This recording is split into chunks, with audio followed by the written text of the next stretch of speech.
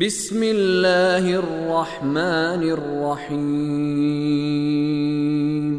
كلوا وتمتعوا قليلا إنكم مجرمون ويل يومئذ للمكذبين وإذا قيل لهم اركعوا لا يركعون ويل يومئذ للمكذبين فبأي حديث بعده يؤمنون۔ قلیل سی مدت کے لیے کھا لو اور مزے اڑا لو، تم یقیناً مجرم ہو۔ اس دن جھٹلانے والوں کے لیے ہلاکت ہوگی، اور جب ان سے کہا جاتا ہے کہ جھک جاؤ تو وہ نہیں جھکتے۔ اس دن جھٹلانے والوں کے لیے ہلاکت ہوگی۔ تو اس قرآن کے بعد یہ کس بات پر ایمان لائیں گے؟ سورۃ العنکبوت کے بالکل آغاز میں فرمایا بسم اللہ الرحمن الرحیم الف لام میم احسب الناس ان یترکوا ان یقولوا آمنا وهم لا یفتنون۔ کیا لوگوں نے یہ حساب کر لیا ہے، یہ گویا کہ لوگوں نے سمجھ لیا ہے، حساب کتاب اپنے پاس سے لگا لیا انہوں نے، اور یہ سمجھ بیٹھے ہیں ان یترکوا ان یقولوا آمنا وهم لا یفتنون کہ ان کو چھوڑ دیا جائے گا اس لیے کیونکہ انہوں نے کہہ دیا ہے آمنا، ہم ایمان لے آئے ہیں، زبان سے کہہ دیا ہے، وهم لا یفتنون، اور ان کی آزمائش نہیں کی جائے گی۔ کیا لوگوں نے یہ سمجھ لیا ہے؟ نہیں، غلط سمجھا لوگوں نے۔ صرف کہہ دینے سے اللہ کی بارگاہ میں ایمان قبول نہیں کیا جائے گا۔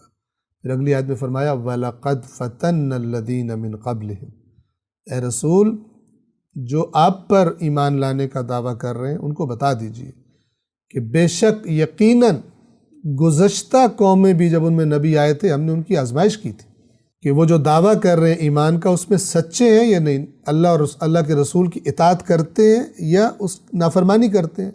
وَلَقَدْ فَتَنَّ الَّذِينَ مِن قَبْلِهِمْ، یقیناً ہم نے ان سے پہلوں کو بھی آزمایا تھا۔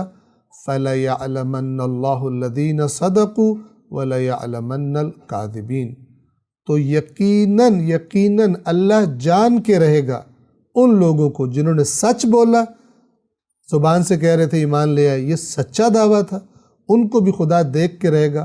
وَلَيَعْلَمَنَّ الْكَاذِبِينَ، اور ان کو بھی یقیناً اللہ تعالیٰ جان کے رہے گا کہ جو اس دعوے میں جھوٹے تھے، اور کسی خوف کی وجہ سے یا کسی لالچ کی وجہ سے کہ مال غنیمت مل جائے گا، مسلمانوں کو اس معاشرے میں جو سہولیات اور حقوق حاصل ہیں وہ سارے ہم کو مل جائیں گے، اس لالچ میں اسلام کی ترقی کو دیکھ کر دھوکہ دینے کے لیے لبادہ اسلام اوڑھ لیا، ظاہری طور پر اقرار کر لیا اپنی زبانوں سے، لیکن اللہ کی بات نہیں مانتے۔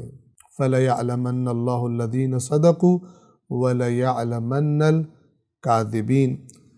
تو یہاں پر آپ کی خدمت میں ہم عرض کریں کہ ایمان صرف زبان سے کہہ دینے کا نام نہیں ہے، بلکہ انسان دل سے بھی اس کو مانتا ہو، اور اس کے بعد ظاہر ہے کہ جس چیز پر انسان کو ایمان ہوتا ہے دل سے اس کی تصدیق کر دیتا ہے، پھر اس کے تقاضوں کے مطابق عمل بھی کرتا ہے۔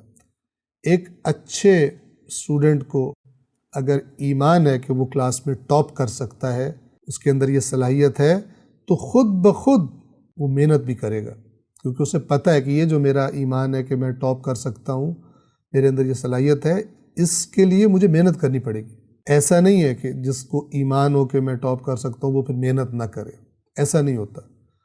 تو لہٰذا ہمیں بھی روایات میں، آیات میں یہ بات سمجھائی گئی کہ اگر اللہ تبارک و تعالیٰ کے پاس کامیابی حاصل کرنا چاہتے ہو، اس پر تمہارا ایمان ہے، تو پھر محنت کرو، اور اس محنت کا نام عمل ہے۔ قرآن کریم نے فرمایا وَلِكُلٍّ دَرَجَاتٌ مِّمَّا عَمِلُوا، اور ہر ایک کے لیے درجات ہیں اللہ کے پاس، کس بنا پر؟ مِّمَّا عَمِلُوا، جو انہوں نے عمل کیا ہوگا، جتنا انہوں نے عمل کیا ہوگا اس کے مطابق ان کے اللہ تبارک و تعالیٰ کے ہاں درجات ہوں گے۔ فَبِأَيِّ حَدِيثٍ بَعْدَهُ يُؤْمِنُونَ، تو اس کے بعد یعنی اس قرآن کے بعد یہ لوگ کس بات پر ایمان لائیں گے؟ خداوند عالم کے فضل و کرم سے سورۃ المرسلات آیت نمبر 50 پر تمام ہوتی ہے۔ اگلے درس میں ہم اس سورہ مبارکہ کا ایک خلاصہ آپ کی خدمت میں عرض کریں گے اور اس کے بعد انشاءاللہ اگلی سورہ مبارکہ کا آغاز کریں گے۔ صدق اللہ العلی